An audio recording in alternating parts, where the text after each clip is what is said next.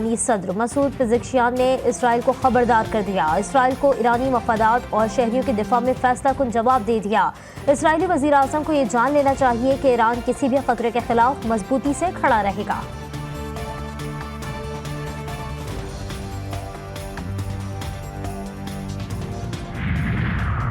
ایران کے حملے کے بعد بنکر میں چھپے اسرائیلی وزیر اعظم کا پہلا رد عمل۔ نیتن یاہو نے موساد چیف کو برابر میں بٹھا کر شکست خوردہ لہجے میں ویڈیو بیان ریکارڈ کروایا۔ کہا ایران نے بڑی غلطی کر دی، اب ایران کو قیمت چکانا پڑے گی۔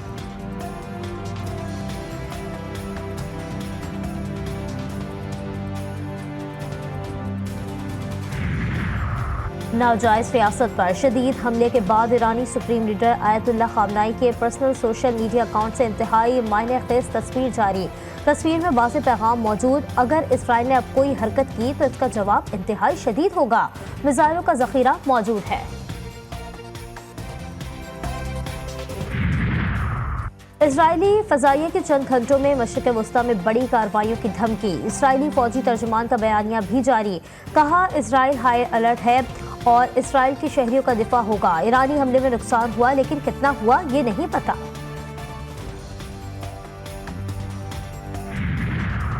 برطانوی وزیر اعظم کو ہزاروں فلسطینیوں کے قاتل معصوم لگنے لگے۔ ایرانی حملے پر شدید رد عمل۔ کہا ایران نے معصوم اسرائیلیوں کو نقصان پہنچایا اور خطے کو جنگ میں دھکیلنے کی کوشش کی ہے۔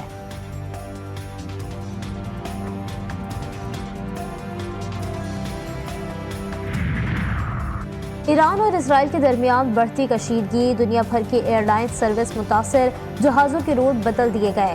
ایران، عراق، شام، لبنان کی حدود سے اجتناب۔ برطانیہ نے 4 نومبر تک اپنی ایئر لائنز کا آپریشن لبنان کے لیے بند کر دیا۔ اسرائیلی فوج کے زمینی راستے جنوبی لبنان میں پیش قدمی۔ صہیونی فوج کی بھاری اسلحہ اور توپوں کے ہمراہ جنوبی لبنان میں داخل ہونے کی کوشش۔ کولا بارڈر پر پہلا حملہ، اقوام متحدہ کی امن فورس اور لبنانی فوج بھاگ نکلی۔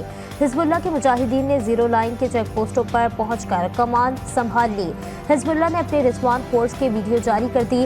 ہم تمہارا مقابلہ کرنے کے لیے تیار ہیں۔ اسرائیلی افواج کا پیغام۔ صہیونی جنگی طیاروں کے جنوبی لبنان سمیت مختلف علاقوں پر حملے، بمباری میں 100 سے زائد افراد شہید، درجنوں زخمی۔ جنوبی ریاست اور جنوبی ریاست کے شامی دارالحکومت پر بھی وار۔ دمشق میں فضائی حملے میں خاتون اینکر سمیت 3 افراد شہید۔ حزب اللہ کے میڈیا تعلقات کے عہدیدار نے اسرائیلی دعویٰ مسترد کر دیا۔ محمد عفیف کا کہنا ہے کہ لبنانی سرحد میں دراندازی کا صہیونی دعویٰ سراسر غلط ہے۔ حزب اللہ اور قابض افواج کے درمیان کوئی براہ راست زمینی جھڑپیں نہیں ہوئیں۔ انہوں نے مزید کہا، جو بھی لبنان میں داخل ہونے کی ہمت یا کوشش کرے گا، ہمارے مجاہدین دشمن قوتوں کا مقابلہ کرنے کے لیے تیار ہیں۔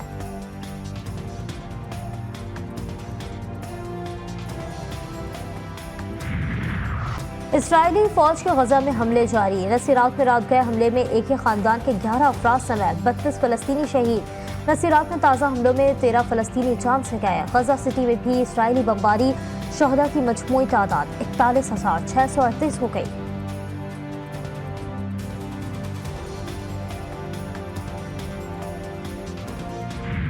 آزادی ریاست ہوگی، ماں کی طرح ریاست ہوگی، ماں کی طرح ریاست بن گیا باپ کی طرح، اور اس میں بڑا ہاتھ چیف جسٹس افتخار چودھری کی عدالت کی مائنڈ سیٹ ہے۔ مانے پارلیمان پہ مسلسل حملہ آور رہا ہے یہ ادارہ۔ آئینی عدالت بننا ضروری ہے۔ عامر کے بنائے گئے کالے قوانین کا خاتمہ ضروری ہے۔ ہمارے خاندان کا سفر کٹ پتلی سے شروع نہیں ہوتا۔ بلاول بھٹو زرداری کا کوئٹہ میں وکلا سے خطاب۔ اسلام آباد میں عدالتی جنگ سے لاتعلقی کا اظہار کیا۔ افتخار چودھری جیسے مائنڈ سیٹ نے عدلیہ کو خراب کیا۔ ہر رکن پارلیمنٹ کو مرضی کے مطابق ووٹ کا حق ہے۔ یہ بات درست ہے کہ آج کے حالات بہت اچھے نہیں ہیں، لیکن حالات تو تب بھی بہت برے تھے جب ایک ایسا فرعون بیٹھا تھا جس کے خلاف کوئی لب کشائی نہیں کر سکتا تھا۔ پاکستان پیپلز پارٹی کا مسلسل موقف رہا ہے، پورا یہ وعدہ کرنا ہے۔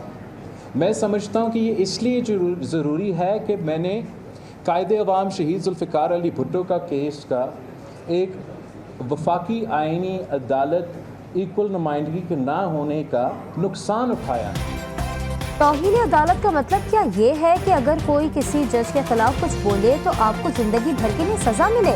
کیا یہ اظہار رائے کی آزادی ہے؟ بلاول بھٹو زرداری کا بکلا سے سوال پوچھا، کیا اظہار خیال کی آزادی یہ ہے کہ آپ کوئی فیصلہ دے دیں، آپ وزیر اعظم کو نکال دیں، آپ 18ویں اور 19ویں ترمیم میں تبدیلی کریں اور ہم چوں تک نہ کر سکیں؟ آپ چاہتے ہیں کہ فیصلے ہوتے رہیں اور ہم شکایت بھی نہ کریں؟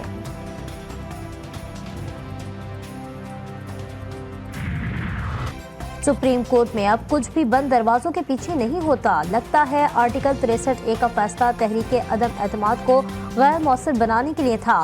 چیف جسٹس قاضی فائز عیسیٰ کے آرٹیکل 63A پر نظر ثانی درخواستوں پر سماعت کے دوران ریمارکس، کہا جب آئین میں لکھ دیا گیا کہ نااہل رکن ڈی سیٹ ہوگا تو ڈی سیٹ ہی ہوگا، ایک طرف رائے دی گئی منحرف رکن ڈی سیٹ ہوگا اور دوسری طرف کہا گیا کہ نااہلی کی مدت کا فیصلہ پارلیمنٹ کرے یا تو تضاد ہے۔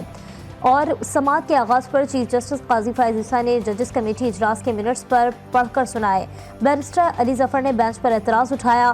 چیف جسٹس نے کہا جو وکلا رہ گئے انہیں کل سنیں گے۔ آپ نظر ثانی کے حامی یا مخالف ہیں؟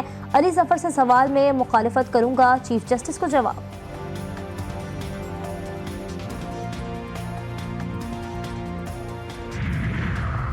پاکستان میں مہنگائی کی شرح 44 ماہ کی کم ترین سطح پر آ گئی۔ ادارہ شماریات کی ماہانہ رپورٹ میں دعویٰ، سپتمبر 2024 میں کنزیومر پرائس انڈیکس 6.9% ریکارڈ کیا گیا۔ سپتمبر میں مہنگائی وزارت خزانہ کی توقعات سے بھی کم رہی، اوسطاً مہنگائی سنگل ڈیجٹ میں ریکارڈ کی گئی۔ وزیر اعظم کا مہنگائی کی شرح 44 ماہ کی کم ترین سطح پر آنے پر اظہار تشکر، کہا اللہ کے کرم سے کیے گئے عہد کی پاسداری میں کامیابی ملنا شروع ہو گئی۔ پیٹرولیم مصنوعات کی قیمتوں میں متواتر کمی سے عوام کو ریلیف مل رہا ہے۔ پنجاب حکومت نے تحریک انصاف کے جلسوں کے پیش نظر دفعہ 144 نافذ کر دی۔ میاں والی میں 7 روز جبکہ فیصل آباد اور بہاولپور میں 2 دن کے لیے دفعہ 144 کا نفاذ۔ رینجرز تعینات، شہر میں ہر قسم کے سیاسی اجتماعات، دھرنوں، جلسوں، مظاہروں اور احتجاج پر پابندی۔ محکمہ داخلہ پنجاب نے جھنگ میں بھی دفعہ 144 کا نفاذ کر دیا، نوٹیفیکیشن جاری۔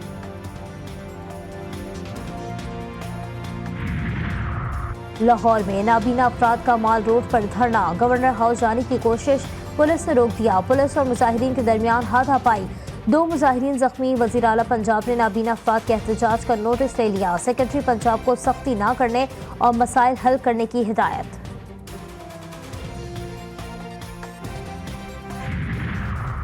سیالکوٹ میں نامعلوم افراد کی کار پر فائرنگ، 7 افراد جاں بحق، واردات کے بعد ملزمان فرار ہو گئے۔ پولیس کے مطابق فائرنگ کا واقعہ دیرینہ دشمنی کے شاخسانہ ہے، لاشیں اسپتال منتقل کر کے تحقیقات شروع کر دی گئی۔